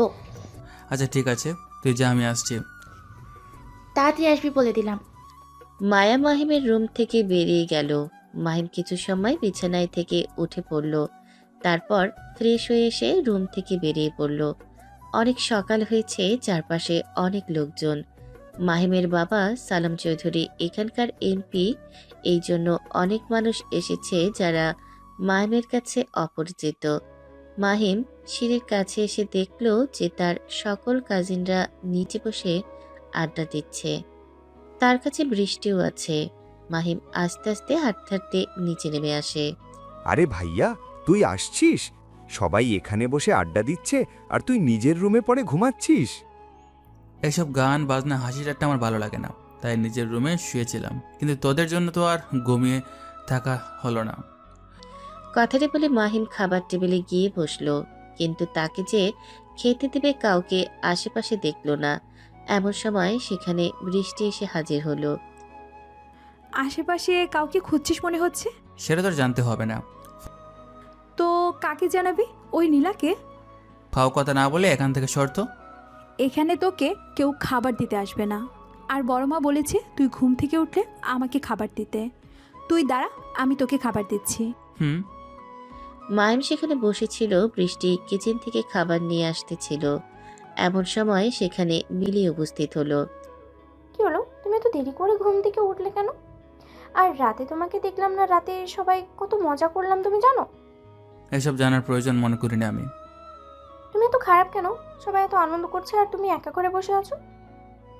এমন সময় বৃষ্টি মাহিমের জন্য নাস্তা নিয়ে আসলো, তারপর টেবিলের উপর দিল। এই নে, তাড়াতাড়ি খাবার খেয়ে নে। আর মিলি, তুই আড্ডা দিতে দিতে এখানে উঠে আসলি কেন? এই তো মাহিম ভাইয়ের সাথে একটু কথা বলতে লাগলাম, তাকে তো আর খুঁজে পাওয়া যাচ্ছে না। আড্ডা দেওয়ার এখন অনেক সময় আছে, তুই এখন এখান থেকে যা। মিলি মুখ ভাঙিয়ে সেখান থেকে চলে গেল। তুই আবার বসে আছিস কেন? তাড়াতাড়ি খাবার খেয়ে নে। তোর তো আর কোনো কাজ নেই, কিন্তু অন্য মানুষের অনেক কাজ আছে। আমি কি অন্য মানুষের কাজ করতে নিষেধ করেছি, নাকি তাকে ধরে রেখেছি? ধরে রাখিসনি, কিন্তু নিজে কি করেছিস সেটা কি ভুলে গেছিস? এমনিতেই দেরি করে আসবে, আবার বড় বড় লেকচার। তোকে তো আমি ডাকিনি, তুই নিজে এসেছিস। আমি তো আসতে চাইনি, কিন্তু বড় মা তো বলল, এই জন্য। হুম। মাহিম নাস্তা করতে লাগলো আর বৃষ্টি তার দিকে এক নজরে তাকিয়ে রইল। এমন সময় সেখানে বড় ভাই জাহিদ এসে উপস্থিত হলো। বৃষ্টি, যা তো আমার জন্য এক গ্লাস ঠান্ডা পানি নিয়ে আয়। আচ্ছা ঠিক আছে ভাইয়া, তুমি এখানে বসো, আমি তোমার জন্য জুস নিয়ে আসছি। তাহলে তো আরো ভালো। বৃষ্টি চলে গেল আর মাহিমের বড় ভাই মাহিমের পাশে বসলো। তা ভালোই আছিস মনে হচ্ছে, আগের থেকে অনেক স্মার্ট হয়ে গেছিস। আগে তো কেমন হাবাগোবা ছিলি। মানুষ সবসময় একরকম থাকে না ভাইয়া। সেটা ঠিক। তো এমন ঘুমিয়ে না থেকে বোনের বিয়ের জন্য একটু হাতে হাতে কিছু এগিয়ে দিয়ে এলেও তো পারিস। কেন, কাজের লোকের কি অভাব হয়েছে নাকি? কাজের লোকের অভাব থাকবে কেন? তুই তো একটু হাতে হাতে আমাদের এগিয়ে দিতে পারিস। কেন, আমি কি কাজ করছি না? এসব কাজ আমি পারবো না। তারা দুই ভাই কথা বলছিল। এমন সময় সেখানে বৃষ্টি উপস্থিত হলো। বৃষ্টি এসে জাহিদের জুসের গ্লাস এগিয়ে দিল। জাহিদ জুসটুকু খেয়ে সেখান থেকে চলে গেল। ভাইয়া তোকে কিছু বলতেছিল রে? কি আর বলবে, এত হাতে হাতে কাজ এগিয়ে দেওয়ার জন্য। ও আচ্ছা, তুই কি আমাকে একটু পার্লারে নিয়ে যাবে? তোকে আমি কেন পার্লারে নিয়ে যাব? তোর দরকার হলে তুই একলা যা। ঠিক আছে, আমাকে নিয়ে যেতে হবে না, তোর বোন মায়াকে তো নিয়ে যাবি, তখন না হয় যাব। মাহিম খেলছিল, এমন সময় সালাম চৌধুরী সেখানে এসে উপস্থিত হলো। মাহিম, একটু পর তোর বোনকে নিয়ে একটু পার্লারে নিয়ে যাস তো, তাকে সুন্দর করে সাজিয়ে নিয়ে আসিস। আচ্ছা ঠিক আছে বাবা। বড় আব্বু, আমিও তোমার ছেলের সাথে যাব। ঠিক আছে, যাস। যে যেতে চায় মাহিমের সাথে চলে যাস। সালাম চৌধুরী বাইরে চলে গেল। মাহিমের দিকে তাকিয়ে বৃষ্টি মুখ ভেঙচি দিয়ে চলে গেল। মাহিম খাবার খেয়ে বাইরে হাঁটতে বের হলো। তারপর অনেকদিন পরে নিজের গ্রামে এসেছে, কিন্তু গ্রামে ঘোরা হয়নি, এই জন্য মাহিম সকালের নাস্তা করে বাড়ি থেকে বের হলো। হাঁটতে হাঁটতে কিছুটা দূরে যাবার পরে একটি ছেলের সাথে দেখা হলো মাহিমের। মাহিম সেই ছেলেটিকে দেখে সেদিকে এগিয়ে গেল। ছেলেটি মাহিমকে দেখে কিছু সময় দাঁড়িয়ে থাকলো। তুমি কি মাহিম? আর তুই নাফিস? নাফিস এসে মাহিমকে জড়িয়ে ধরল। দুইজন কিছু সময় এইভাবে থাকার পরে একে অপরকে ছেড়ে দিল। শালা, এতদিন কোথায় ছিলি? তোর কোনো খোঁজ খবর ছিল না কেন? আমার সাথে কি করেছিল তুই হয়তো জানিস না, এই জন্য এই কথা বলছিস। আমি সবই জানি, বৃষ্টির থেকে আমি সব শুনেছি, কিন্তু তাই বলে তুই কাউকে না জানিয়ে নিজেকে গুম করে দিবি? পুরনো কথা বাদ দে, এখন বল তোরা কেমন আছিস, আর নিয়ম কোথায়? নিয়াম আর রাজু আমাদের আড্ডাখানায় বসে আড্ডা দিচ্ছে, আমি সেখানেই যাচ্ছি, তুইও চল আমার সাথে। ঠিক আছে। দুই বন্ধু গল্প করতে করতে নিজেদের আড্ডাখানার দিকে যেতে লাগলো। কিছু সময় পর তারা দুইজন সেখানে পৌঁছালো। নিয়াম আর রাজু নাফিজের পাশে কাউকে দেখে দাঁড়িয়ে গেল। কিছু সময় দেখার পরে বুঝতে পারলো যে এটা তাদের খুব পুরনো বন্ধু। সাথে সাথে তারা দুজন দৌড়ে এসে মাহিমকে জড়িয়ে ধরলো। কেমন আছিস তোরা? আমরা ভালো আছি। তার আগে এটা বল যে তুই কোথায় ছিলি? আমরা তো ভাবছিলাম নিজের বোনের বিয়েতে তুই ফিরে আসবি না। হ্যাঁ, আমি জানতাম না যে মায়ার বিয়ে। হঠাৎ ডাকাতে বাবার সাথে দেখা হয়েছিল, তিনি আমাকে বললেন।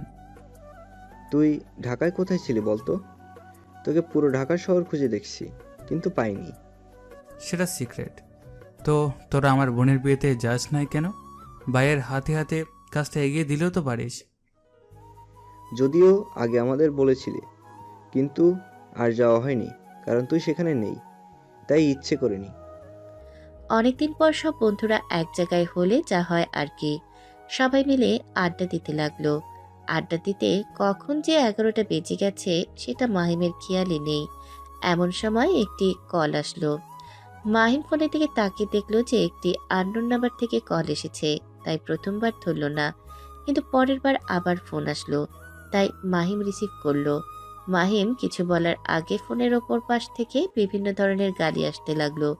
কুত্তা, শয়তান, খবিশ, বাদর। সাথে সাথে মাহিম কানের কাছ থেকে ফোন সরিয়ে সামনে নিয়ে আসলো। কে আপনি, আর এভাবে বকাচকা করছেন কেন? আমি কে তুই চিনতে পারিস না আমার কণ্ঠ শুনে? না, কে আপনি, আর আমার নাম্বার পেলেন কোথায়? আমি বৃষ্টি। তুই তাড়াতাড়ি বাড়িতে আয়, তোর বোনকে নিয়ে কোথায় যাওয়ার কথা ছিল তোর, সেটা কি খেয়াল আছে? একটু পর তোর বোনকে বরপক্ষ বিয়ে করতে আসবে, তখন না সেজেগুজে যাবে নাকি? আরে ভাই, একটু আস্তে কথা বলো। এত জোরে জোরে বকবক করেই যাচ্ছিস, আমাকে তো কোনো কথা বলতেই দিচ্ছিস না। তুই যেখানে আছিস না কেন তাড়াতাড়ি আয়, না হলে আঙ্কেল তোরে গিয়ে পিটাবে। আচ্ছা, ফোন রাখ। মাহিম ফোন রেখে দিয়ে তার বন্ধুদের বলল, দোস্ত, তোরা বাসায় গিয়ে তাড়াতাড়ি রেডি হয়ে চলে আয়। আমি ততক্ষণ মায়াকে নিয়ে পার্লার থেকে ঘুরে নিয়ে আসি। আচ্ছা ঠিক আছে। মাহিম তাদের থেকে বিদায় নিয়ে হাঁটতে হাঁটতে বাসার দিকে রওনা দিল। মাহিম বাসায় আসার সাথে সাথে দেখতে পেল যে সবাই রেডি হয়ে গাড়ির কাছে দাঁড়িয়ে আছে। মাহিমকে আসা দেখে মায়া তাড়াতাড়ি তার কাছে আসলো। কোথায় গিয়েছিলি ভাইয়া? তোর কি তোর বোনের এভাবে বিয়ে দেওয়ার ইচ্ছে নাকি? হ্যাঁ, সেটাই তো ইচ্ছা। অযথা পার্লারে নিয়ে গিয়ে এত এত টাকা খরচ করে শাকচুনির মতন সাজিয়ে নিয়ে এসে কোনো লাভ নেই। তুই পার্লারে যাওয়ার মানে কি বুঝবি? এখন নিজের বোনের সাথে ঝগড়া না করে তাড়াতাড়ি গাড়িতে ওঠ। মায়ের বিয়ে, তাই মায়া যাবে, কিন্তু তোরা এতজন কেন? কারণ আমারও একটু সাজুগুজু করবো, তাছাড়া বড় আব্বু আমাদের অনুমতি দিয়েছে। হ্যাঁ মাহিম, বড় আব্বু আমাদের যেতে বলেছে। মাহিম নীলার কণ্ঠ শুনে একবার তার দিকে তাকালো, এরপর নিজের চোখ ফিরিয়ে নিয়ে গাড়ির ড্রাইভিং সিটে বসলো। এক এক করে সবাই গাড়িতে উঠে বসলো। সবাই পিছনে বসলেও বৃষ্টি তাড়াতাড়ি করে মাহিমের পাশের সিটে বসলো সামনে। তো তোরা কোন পার্লারে যাবি? শহরের একটা সুন্দর পার্লার আছে, আমরা সেখানে যাব। আচ্ছা ঠিক আছে। মাহিম গাড়ি চালাতে শুরু করলো। গাড়িতে উঠে তো মিলি বকবক শুরু করে দিয়েছে, সাথে তো বৃষ্টি আছে। মাহিম এসব বকবক সহ্য করতে না পেরে গাড়ির মাঝে বক্সে একটি সুন্দর গান ছেড়ে দিল। ওরা বকবক করতে করতে থাকুক, গাড়ি চালাতে লাগলো। আর আধা ঘন্টা পর শহরের মাঝে একটি সুন্দর পার্লারে চলে আসলো। এক এক করে সবাই গাড়ি থেকে নামতে লাগলো। এখানে মোট 5 জন আছে, সব মাহিমের কাজিন। ভাইয়া তুই এখানে দাঁড়িয়ে থাক, একটা মহিলা পার্লার তো, তাই তোকে আলো করবে না। আমারও কোনো শখ নেই যে তোর সাথে ভিতরে যাওয়ার। তোরা তাড়াতাড়ি রেডি হয়ে আয়। এখানেই থেকো, আবার কোথায় হারিয়ে যাস না যেন। সবাই এক এক করে ভেতরে চলে গেল। এতজনের মধ্যে মিলি কোনো সুযোগই পাচ্ছে না মাহিমের সাথে কথা বলতে। মাহিম অপেক্ষা করতে করতে খুবই বোরিং লাগছিল। এই জন্য রাস্তার অপর পাশে একটি চায়ের দোকানে গেল। চায়ের দোকানে অনেকগুলো বখাটে ছেলে দেখতে পেল, কিন্তু সে কিছু বলল না। চায়ের অর্ডার দিল। তো ভাই, মালগুলো তোর কি হয় রে? কাকে বলছেন, আমাকে? হ্যাঁ, তোকেই বলছি। গাড়ি থেকে যে নামলো, মালগুলো কি জোস? এগুলো তোর কি হয়? ওরা আমার বোন হয়। তোদের বোনকে কি একদিনের জন্য আমাদের সাথে রাত কাটাতে দিবি? এর বিনিময়ে তোকে অনেক টাকা দেব। বখাটে ছেলেরা কথা শুনে মাহিমের অনেক রাগ হতে লাগলো, তবুও কিছু বলল না। চা খেয়ে বিল মিটিয়ে দিয়ে আবার গাড়ির কাছে চলে আসলো এবং অপেক্ষা করতে লাগলো। মেয়েদের সাজতে যে এত সময় লাগে সেটা মাহিম আগে জানতো না। মাহিম ফোন বের করে গেম খেলতে লাগলো। গেম খেলতে খেলতে কখন যে 2 ঘন্টা পার হয়ে গেল মাহিম বুঝতে পারল না। এমন সময় কথা বলতে বলতে তারা পার্লার থেকে বেরিয়ে আসলো। মাহিম সামনে তাকিয়ে অবাক হয়ে গেল, কারণ মনে হচ্ছে সামনে থেকে এক ঝাঁক পরি হেঁটে আসছে। তোদের সাজতে এত সময় লাগে, আগে জানলে তোদের সাথে মোটেও আসতাম না। বিয়ের অনুষ্ঠান, একটু সাজতে তো সময় লাগবে। এখন বলতো আমাদের কেমন লাগছে? মাহিম একবার সবার দিকে তাকিয়ে মায়াকে বলল, তোদের সবাইকে এক একটা পেতনির মতো লাগছে, যা বোঝানোর মতো নয়। শুধু শুধু টাকাগুলো নষ্ট করলি, এমনিতেই তোরা আগে থেকে পেতনি, আবার সেজে গুজে পেতনি হয়ে এসেছিস। মাহিমের কথা শুনে তারা খুব রেগে গেল, কিন্তু কিছু বলার আগে বখাটের ছেলেগুলো তাদের কাছে চলে আসলো।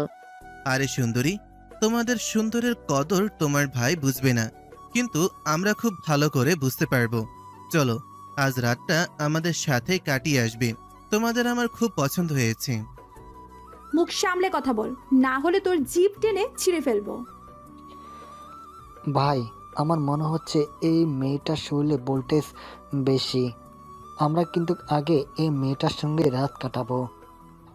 ভাইয়া, তুই এদের কিছু বল। তোর সামনে আমার এসব খারাপ খারাপ কথা বলছে আর তুই কিছু না বলে চুপ করে আছিস। মায়া, রাস্তায় কুকুর গেউ গেউ করলেই তাকে গিয়ে আমরা মারবো না, বরং ছেই ছেই করে তাড়িয়ে দেওয়া উচিত। মাহিমের মুখে এমন কথা শুনে বখাটে ছেলেগুলো রেগে গেল এবং তেড়ে এসে মাহিমকে। তারপর মাহিম তার কাজিনদের নিয়ে পার্লারে এসেছিল।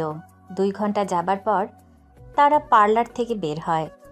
এমন সময় রাস্তার অপর পাশ থেকে বখাটে ছেলেগুলো মাহিমদের কাছে চলে আসে এবং বিভিন্ন রকম খারাপভাবে কথা বলতে থাকে।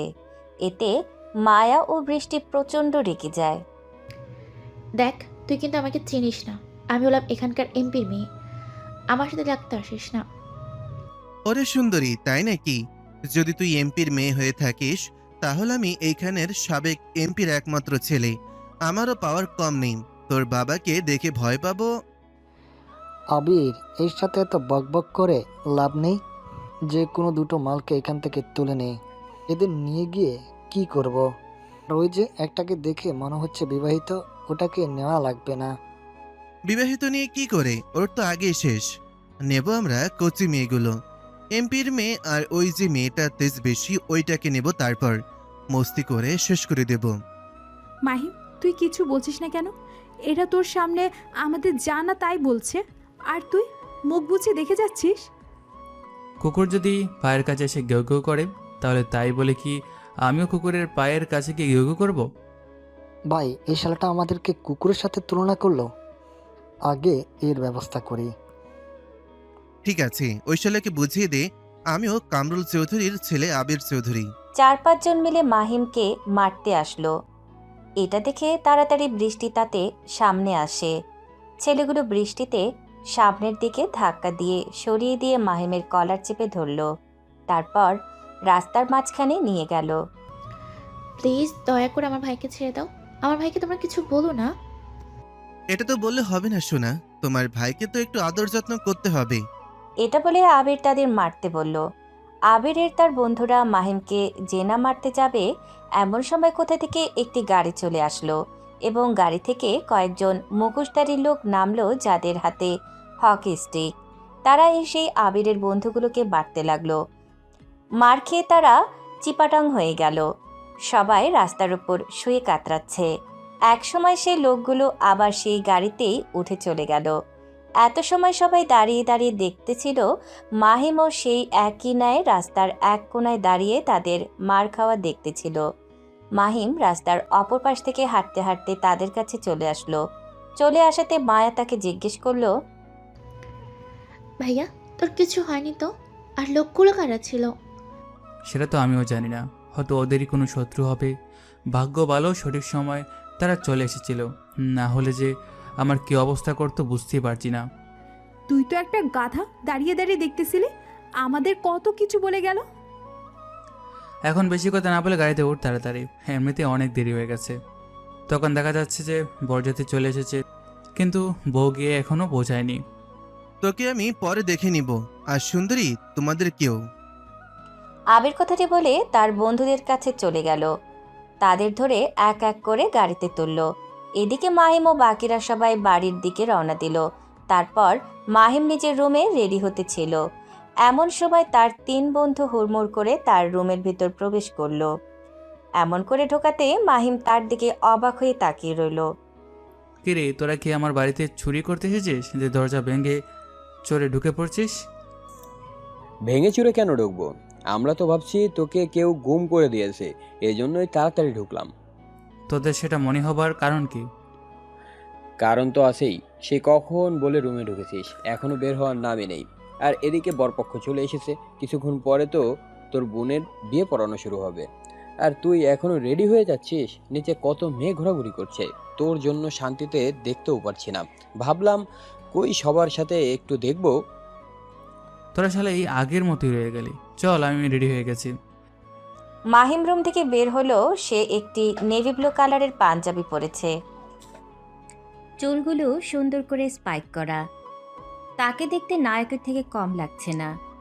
মাহিম সিঁড়ির কাছে এসে দেখল যে বাড়ির ভেতর সবাই অনেক আনাগোনা করছে। তারা 4 জন হেঁটে বাইরে চলে আসলো। বাইরে এসে দেখল যে সবাই টেবিলে রেডি করে ফেলেছে এবং বরযাত্রীরা গেটের কাছে আছে। বন্ধু চল গেটের কাছে যাই। সেখানে মনে হচ্ছে বৃষ্টি, নীলা এবং মিলিরা বরের থেকে টাকা আদায় করছে। একটু গিয়ে দাঁড়ালে হয়তো কিছু টাকার ভাগ পেতে পারি। আমি তোর মতন ফকির নই যে কিছু টাকা নেওয়ার জন্য ওখানে যাই তর্ক বিতর্ক করব। তাছাড়া এইসব আমার ঝামেলা ভালো লাগে না। আর চল তো।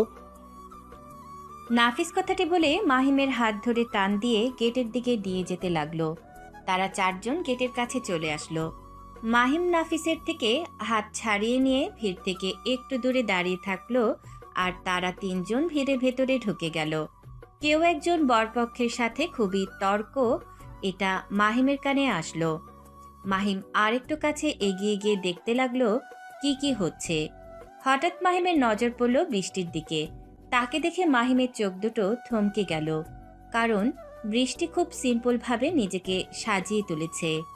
তার দিকে তাকাতে তো আরও বেশি অবাক হয়েছে যে বৃষ্টিও নেভি ব্লু কালারের একটি শাড়ি পরেছে। মাহিমের মন যে কোন দিকে ছিল সে বুঝতে পারেনি যে তারা এত সুন্দর করে পার্লার থেকে সেজেছিল। আরে বিয়ে করতে আসছে আর সাথে টাকা নিয়ে আসেনি, মাত্র 20,000 টাকা চেয়েছি, এই টাকাটাই দিতে পারছে না, তাহলে আমার বোনকে নিয়ে গিয়ে খাওয়াবে কি? রনি, তোমাদের খাওয়ানোর মতন আমাদের অনেক কিছুই আছে, কিন্তু তোমাদেরকে দেওয়ার মতন টাকা আমার কাছে নেই, কারণ আমরা ফকিরকে এত টাকা দেই না। আপনাদের মতো কিপটে লোক টাকা দিতে জানে নাকি? হ্যাঁ, যে কাউকে টাকা দিবে? এই রনি, এত ঝামেলা না করে টাকাটা দিয়ে দে। কেন রে সাগর, তোর শালিদের ওপর কি দরদ ধরেছে নাকি বিয়ে করার জন্য তর সইছে না? বন্ধুর মুখে এমন কথা শুনে বরের কথা বন্ধ হয়ে গেল। তারা আবার তর্ক করতে লাগলো। অনেক সময় তর্ক করার পর তারা গেট ছাড়ল। বরপক্ষ এসে নিজেদের আসনে বসে পড়ল। বৃষ্টিও বাকিরা তো কাঙ্ক্ষিত টাকা পেয়ে তারা অনেক খুশি। তারা হাসতে হাসতে বাড়ির ভিতরে চলে গেল। কিছু সময় যাওয়ার পরে বিয়ে পড়াতে শুরু করলো। সময় যেতে লাগলো, বিয়ে পড়ানো সম্পূর্ণ হয়ে গেল। খাওয়া দাওয়া করার পর এবার কনের বিদায় নেওয়ার পালা। মায়া এক এক করে সবার থেকে বিদায় নিতে লাগলো। নিজের মাকে তো জড়িয়ে ধরে অনেক সময় কান্না করলো, তারপর বাবাকে জড়িয়ে ধরে অনেক সময়, নিজের বড় ভাই ও সবার থেকে বিদায় নিয়ে এবার মাহিমের কাছে আসলো। ভাইয়া, আমি তোকে অনেক মিস করছি। দেখ, তুই যখন এলি আমি তখন চলে যাচ্ছি। তোর কাছে একটা আবদার করি। হ্যাঁ বল। এবার আর তুই মা বাবাকে ছেড়ে যাস না। তুই চলে যাওয়াতে মাও অনেক কষ্ট পেয়েছে। হাউমাউ করে কান্না করে মায়া জড়িয়ে ধরল মাহিমকে। মাহিমের চোখ দিয়ে পানি গড়িয়ে পড়ল। মাহিম নিজেকে সামলে নিয়ে মায়াকে হাসি মুখে বিদায় দিল। বরপক্ষ চলে গেলে বাড়িতে যেন শোকের ছায়া নেমে আসলো। তারপর বিয়ে বাড়িতে কনে চলে যাওয়ার পর কেমন অবস্থা হয় সেটা কম বেশি সবারই জানা। ঠিক তেমনি সালাম চৌধুরী বাড়িতে হয়েছে। রাতে তেমন কেউ খাওয়া দাওয়া করেনি, সবাই যে যার রুমে ঘুমিয়েছে। রাত 12টা বাজে। গ্রামের রাস্তা দিয়ে চলছে এটি ছোট ছোট গাড়ি, আর গাড়ি ভেতরে বসে আছে গুন্ডা টাইপের কয়েকজন লোক। তারা গল্প করতে করতে যেতেছিল। আজকের ডিল আমরা ফাইনাল করে ফেললাম। এটাই আমরা অনেক টাকা পেয়েছি। এগুলো গিয়ে বসকে দিয়ে দিতে হবে। এখান থেকে যদি আমরা কিছু টাকা রেখে দিই তাহলে কেমন হবে বস? এমন কথা ভুলেও মুখে আনিস না। এই কথা যদি আমাদের বসের কানে যায় তাহলে তোকে তো মেরে ফেলবে, সাথে আমাকেও। সরি বস, ভুল হয়ে গেছে। যে গাড়ি চালাতে ছিল সে হঠাৎ গাড়ির ব্রেক করলো। এতে সবার ধ্যান সামনের দিকে গেল। কি হলো? এভাবে গাড়ি থামালি কেন? বস, সামনে কেউ আছে। তো কি হয়েছে? তাকে গাড়ি চাপা দিয়ে চলে যেতিস। কিন্তু বস, সে যে আমাদের দিকে রাইফেল তাক করে আছে। কি বলিস? গাড়ি লাইট জ্বলা? ড্রাইভারে থাকা সে আবার গাড়ির লাইট জ্বালিয়ে দিল। সাথে সাথে তার সামনে তাকে দেখতে লাগলো একজন ব্যক্তি তাদের দিকে বড় রাইফেল করে আছে। বস টাইপের লোকটি গাড়ি থেকে নামলো। তাকে দেখে সবাই গাড়ি থেকে নামলো। কে তুই? আর আমাদের পথে বাধা দিতে এসেছিস কেন? ভালোই ভালোই বলছি, এখান থেকে চলে যা, না হলে তোর কিন্তু খুব পস্তাতে হবে।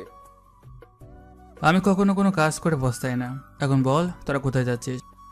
আমরা কোথায় যাচ্ছি সেটা তোকে বলতে যাব কেন? কে তুই? Rockstar the shadow king MK। পরিচয় পেয়ে সবাই স্বাভাবিক থাকলেও বস লোকটি অনেক ভয় পেয়ে গেল, কারণ সে জানে যে এই রকস্টার দ্য শ্যাডো কিংকে। কিং কিং, আমরা এদিকে নিজেদের বাসায় যেতেছিলাম। তোদের বাসায় এদিকে। তোদের গাড়িতে কি আছে যা বের করে নিয়ে আয়। আমাদের গাড়িতে কিছুই নেই। বসের মুখে এমন কথা শুনে এমকে একটি গুলি করলো, যেটা গিয়ে গাড়ির টায়ারে লাগলো। সাথে সাথে শব্দ করে টায়ার ফেটে গেল। তুই যদি গাড়ির ভিতরে কি আছে না বলিস তাহলে পরের গুলি তোর মাথায় গিয়ে লাগবে। তুই ভাবছিস আমি তোকে ভয় পেয়ে যাব? কখনো না। হয়তো তুই আন্ডারওয়ার্ল্ডের রকস্টার দ্য শ্যাডো কিং, কিন্তু আমি হলাম এই এলাকার কিং। আর আমরা এলাকায় এসে তুই আমার কোনো ক্ষতি করতে পারবি না, আর আমার এলাকায় এসে তুই আমার কোনো ক্ষতি করতে পারবি না।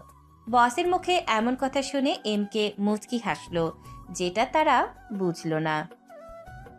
তুই সামান্য একটা এলাকার কিং হয়ে নিজেকে কিং দাবি করছিস, কিন্তু আমি যে আন্ডারওয়ার্ল্ডের কিং, আর আমার কোনো এরিয়ার সীমা নেই। আমি যেখানে যাই না কেন সেখানকার কিং হয়ে যাই। কিন্তু তুই এখানকার কিং কখনো হতে পারবি না, কারণ এখানকার বস রোলেক্স গ্যাংয়ের লিডার। তোর বসকেও আমি দেখে নেব। আমার সামনে শুধু একবার তাকে পড়তে দে। তাকে তুই কখনো খুঁজে পাবি না, কারণ সে সবসময় ধরাছোঁয়ার বাইরে। এমকে তাদের সাথে কথা বলছিল। এমন সময় লোকগুলো বন্দুক বের করে এমকের দিকে তাক করলো। তুই আমার সামনে এসে খুব বড় ভুল করেছিস। তোর হাতে মাত্র একটা বন্দুক, আর আমাদের হাতে 7টা বন্দুক। তুই একটা গুলি চালালে আমরা 7টা গুলি চালাবো। এখন ভাব, এখান থেকে পালাবি নাকি আমাদের হাতে মরবি। তাছাড়া এমনিতেও তুই আমাদের হাত থেকে বাঁচতে পারবি না, কারণ তোকে মারতে পারলে আমাদের বস আমাদের উপর অনেক খুশি হয়ে যাবে। তোরা হয়তো বলে যাচ্ছিস আমি কে, আর আমার কাছে একটা বন্দুক থাকা মানে 1000টা বন্দুক থাকা। বস যখন নিজের লোকদের হুকুম দিল এমকে কে মারার জন্য, ঠিক সে সময় খেয়াল করলো যে তার পেছন থেকে সাই সাই করে শব্দ হওয়ার। বস পেছনে তাকিয়ে দেখলো যে তার সবগুলো লোক মাটিতে পড়ে আছে, আর সবার মাথা থেকে রক্ত বের হচ্ছে। বস লোক বুঝে গেল যে চারপাশে এমকের লোক আছে, যারা স্নাইপার হাতে অন্ধকারের ভিতর দাঁড়িয়ে আছে। কে রে, তোর 7টি বন্দুক কোথায় গেল? এখন তো দেখছি একটু নেই। সরি ভাই, আমার ভুল হয়ে গেছে, আপনি মাফ করে দিন। তোর কোনো মাফ নেই। গাড়িতে কি এমন আছে যা নিয়ে আয়, তাহলে তোকে মাফ করব। ঠিক আছে কিং, আমি এখনই নিয়ে আসছি। বস ভয় পেয়ে তাড়াতাড়ি করে গাড়ি থেকে স্যুটকেস বের করলো এবং হাঁটতে হাঁটতে এমকের সামনে নিয়ে চলে আসলো। এমকে এর সামনে স্যুটকেস দিল। এমকে নিজের বাইকের ওপর রেখে স্যুটকেস খুলে দেখলো যে সেখানে অনেক টাকা। এগুলো কিসের টাকা? নিশ্চয়ই কোনো খারাপ কাজ করে নিয়ে এসেছিস টাকাগুলো। ইয়াবা, ড্রাগস নাকি মেয়ে পাচার করে টাকাগুলো নিয়ে এসেছিস? একটি ডাক্সের ডিল ছিল, সেটা করে আমরা ফিরছিলাম। বাহ, তাহলে বল তোর বসকে, তাকে কেমন দেখতে? আমার বসকে আমি আজ পর্যন্ত তাকে দেখিনি। তাছাড়া আমি কেন বলবো যে আমার বস দেখতে কেমন? তুই বলে আন্ডারওয়ার্ল্ডের রকস্টার দ্য শ্যাডো কিং, তাহলে তুই খুঁজে বের কর যে আমার বসকে। ঠিক আছে, তাহলে তোর বসকে জানিয়ে দিস যে তার কাউন্টডাউন শুরু হয়ে গেছে। এমকে যখন স্যুটকেস বন্ধ করে নিজের বাইকের পেছনে বাঁধতেছিল, এমন সময় বস লোকটি বলে উঠল, এখন তুই আমার হাতে মরবি। আমি জানি আশেপাশে তোর অনেক লোক আছে, কিন্তু তোকে গুলি করে আমি মরবো। এমকে পিছনে ঘুরে দেখলো যে বস লোকটি বন্দুক তাক করে আছে এমকের দিকে। এটা দেখে এমকে মুচকি হাসলো, কিন্তু মাস্কের আড়ালে সেই হাসিটা রয়ে গেল। হঠাৎ একটি গুলি এসে বস লোকের পায়ে লাগলো, সাথে সাথে পা ধরে মাটিতে বসে পড়ল এবং কাতরাতে লাগলো। আমি তোকে মারবো না, আমি তোকে ছেড়ে দিলাম যেন তুই গিয়ে তোর বসকে আমার খবরটা দিতে পারিস। তাছাড়া তোর বস তোকে মেরে ফেলবে যখন জানতে পারবে যে তুই তোর কাজে ব্যর্থ হয়েছিস। কথাটি বলে নিজের বাইক নিয়ে চলে গেল আর বস লোকটি সেখানে পড়ে রইল। তারপর রাতে মাহিমের ঘুম হচ্ছিল না, সেই জন্য নিজের রুম থেকে বেরিয়ে ছাদের ওপর চলে আসলো। ছাদের এক কোণে একই দোলনা আছে, সেখানে গিয়ে বসে পড়ল। তারপর আকাশের দিকে তাকিয়ে কিছু ভাবতে লাগলো। একসময় মাহিম দোলনার ওপর শুয়ে পড়ল। ভাবতে ভাবতে কখন যে ভোর হয়ে গেছে মাহিম টেরই পেল না। সারা রাত কি এখানে কাটিয়েছিস? কারোর কণ্ঠ শুনে সেদিকে তাকালো যে তার মাথার কাছে কেউ এসে দাঁড়িয়েছে। পেছনে তাকিয়ে দেখলো যে বৃষ্টি এসে দাঁড়িয়েছে। কি হলো? দিচ্ছিস না কেন? এমনিতেই, কিন্তু তুই এত সকালে এখানে কি করছিস? এমনিতেই আসলাম। ও আচ্ছা। আচ্ছা বলতো, তুই কেন আমার সাথেই এমন করিস? ভালো করে কথা বলিস না? আমি কি তোর সাথে খারাপ করে কথা বলছি? না, কিন্তু আগের মতন তো আর কথা বলিস না। কারণ আমি আর আগের মতো নেই, সেই জন্য। বৃষ্টি যখন মাহিমের মাথার কাছে বসলো, মাহিম তখন দোলনা থেকে উঠে পড়ল আর চলে যেতে নিল, কিন্তু বৃষ্টি তার হাত ধরে ফেলল। কিন্তু মাহিম তার হাত ছাড়িয়ে নিয়ে নিজের রুমে চলে গেল আর বৃষ্টি দোলনায় বসে চোখের পানি ফেলতে লাগলো। তারপর ছাদের ওপর থেকে এসে মাহিম ঘুমিয়ে পড়েছিল। অনেক সকাল হয়ে গেল যখন নিজের ছোট ছেলে ঘুম থেকে উঠল না। এটা দেখে মালিকা বেগম মাহিমের রুমে চলে আসলো। মাহিম, অনেক সকাল হয়েছে, আর কত ঘুমাবি? এখানে এসে তো শুধু ঘুমিয়েই যাচ্ছিস। ঢাকায় গিয়েও কি শুধু ঘুমিয়ে থাকিস? উফ মা, দেখো না তো, খুব ঘুম পাচ্ছে। তাড়াতাড়ি উঠে পড়, তোর বোনকে নিয়ে আসতে যেতে হবে। মা, আমি যেতে পারবো না। যেতে পারবি না বললে তোকে যেতেই হবে। তোর একমাত্র বোন বলে কথা, আর তুই না গিয়ে থাকবি? মায়া সকালে ফোন করে বলেছে তোকে বারবার যেতে, তুই না গেলে সে তো আসবেই না। উফ মা, তুমিও না শান্তিতে একটু ঘুমাতে দিলে না। মাহিম বিরক্ত নিয়ে ঘুম থেকে উঠে পড়ল, নিজের মায়ের দিকে কিছু তাকিয়ে রইল। মালিকা বেগম নিজের ছেলের দিকে তাকাতেই অবাক হয়ে গেল। মাহিম, তুই কি সারা রাত ঘুমাসনি? তোর চোখ এমন লাল হয়ে আছে কেন? আসলে মা, রাতে ঘুম পাইতেছিল না, এই জন্য আর কি। ভোরবেলা একটু চোখ লেগেছিল, আর তুমি এখন এসে ডেকে ডেকে আমার ঘুম ভাঙিয়ে দিলে। অনেক ঘুমাতে পারবি, এখন ওর ফ্রেশ হয়ে নিচে আয়। মালিকা বেগম চলে গেল। মাহিম কিছু সময় বিছানার ওপর বসে থেকে ফ্রেশ হতে চলে গেল। রাজা শাহিন এবং সালাম চৌধুরী খাবার টেবিলে বসে নাস্তা করছে, সাথে বাকি ফ্যামিলিরা তো আছেই। মাহিম ফ্রেশ হয়ে নিচে নেমে আসলো। মাহিমে তো লেট করে ঘুম থেকে উঠলে হবে। বাবা, আমি তো লেট করে ঘুম থেকে উঠি। ঢাকায় গিয়ে সব অভ্যাস হচ্ছে তোর ছেলের। ঢাকায় রাত জেগে কি করে তা ঠিক নেই। আমার বিষয়ে আপনাদের কথা না বললেই চলবে চাচা। মাহিম, নিজের চাচার সাথে কিভাবে কথা বলো? সরি বাবা, ভুল হয়ে গেছে। পরের বার থেকে যেমন আর এমন করে কথা না বলা হয়। তাড়াতাড়ি খেতে বসো। নিজের বাবার কথা শুনে মাহিম তার ভাই জাহিদের পাশে বসলো। বৃষ্টি এসে মাহিমকে খাবার দিতে লাগলো। বৃষ্টি মাহিম প্লেটে রুটি দিয়ে যাচ্ছে, থামার কোনো নাম নেই। মাহিম একবার বৃষ্টির মুখের দিকে তাকালো। আপু, ভাইয়াকে তুমি আর কত দিবে? ভাইয়া তো প্লেট ভরেই আছে। মিলির কথা শুনে বৃষ্টি প্লেটের দিকে তাকিয়ে দেখলো যে সত্যি কয়েকটি রুটি দিয়ে ফেলেছে। বৃষ্টি সবার মুখের দিকে তাকিয়ে অন্য সাইডে চলে গেল। বৃষ্টি মাঝে মাঝে খেয়াল করলো যে মিলি মাহিমের দিকে তাকিয়ে রয়েছে। জাহিদ, খাওয়া দাওয়া শেষ করে একটু আমার অফিস থেকে ঘুরে আসবে।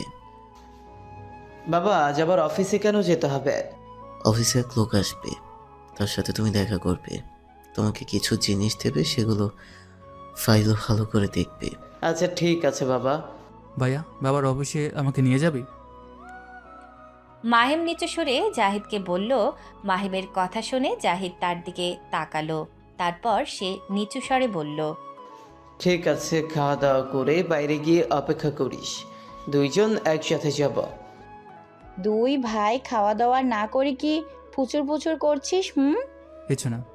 সবাই খাওয়া দাওয়া করে নিল। মাহিম খাওয়া দাওয়া শেষ করে বাড়ির বাইরে চলে গেল। কিছু সময় পর হাত মুছতে মুছতে যার বাড়ির বাইরে চলে আসলো। কিরে ভাইয়া, তোর আসতে এত সময় লাগে? এই তো বৃষ্টির সাথে একটু কথা বলতেছিলাম, তাই দেরি হয়ে গেল। আচ্ছা ঠিক আছে, এখন তোর অফিসে চল। রোলেক্স গ্যাংয়ের একটি লিডার তার দলের লোককে খুঁজে চলেছে যে পরশু রাতে ডিলের টাকা নিয়ে ফিরছিল, কিন্তু মাঝপথে কেউ তার সব লোকদের মেরে ফেলেছে, শুধু সেখানকার বসকে ছেড়ে দিয়েছিল। লিডার লোকটি তার টিমের সেই লোকটিকে খুঁজতে খুঁজতে একটি পুরনো বাংলোতে চলে আসলো। লিডার, আপনি এখানে? আমাকে আসতে তো হতো, তুই আমার সাথে কিভাবে গদ্দার করতে পারলি?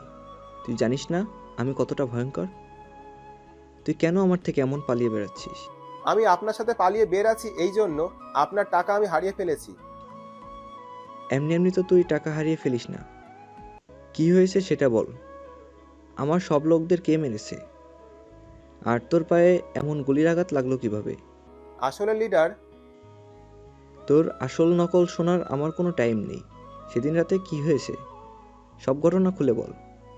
আসলে সেদিন রাতে আমরা যখন টাকা নিয়ে ফিরছিলাম, হঠাৎ দেখি সামনে একটি বাইক দাঁড় করানো, আর বাইকের কাছে রাইফেল হাতে দাঁড়িয়ে আছে এক ব্যক্তি। সে নিজের পরিচয় দিয়েছিল রকস্টার দ্য শ্যাডো কিং এর এমকে। এরপর সেই লোকটি এক এক ওই সব ঘটনা খুলে বলল নিজের। লিডার এমন ঘটনা শুনে প্রচণ্ড রেগে গেল।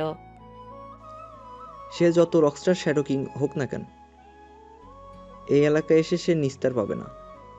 কিন্তু তুই আমাকে এই খবর না জানিয়ে নিজের লুকিয়ে আসিস।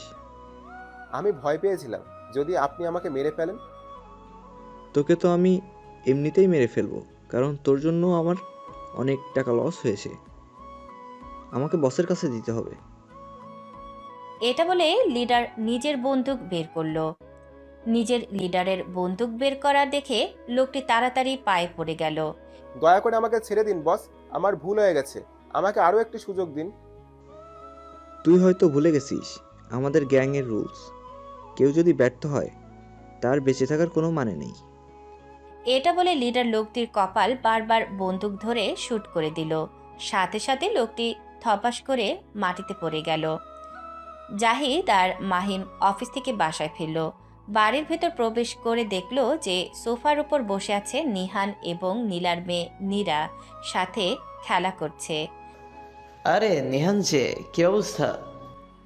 এই তো ভাইয়া, আলহামদুলিল্লাহ ভালো অবস্থা। আপনি কেমন আছেন? আমিও ভালো আছি। তো কালকে না আসার কারণ কি? এই তো আপনাদের বলেছিলাম তো, আমার একটু কাজ ছিল, তাই দেশের বাইরে ছিলাম। আজকে মাত্র ফিরেছি আর চলে আসলাম আমার মেয়েকে দেখতে। কিন্তু আপনার সাথে এই ছেলেটি কে? আরে একে চিনতে পারছো না? এটা আমার ছোট ভাই মাহিন। নীলা যার কথা তোমাকে বলেছিল। ও আচ্ছা, হাই ব্রো, আমি নিহান, নীলার হাজবেন্ড। হাই, আমি মাহিম। পরিচয় তো আগেই জানেন। নিহানের সাথে মাহিম কিছু সময় আলোচনা করে নিল।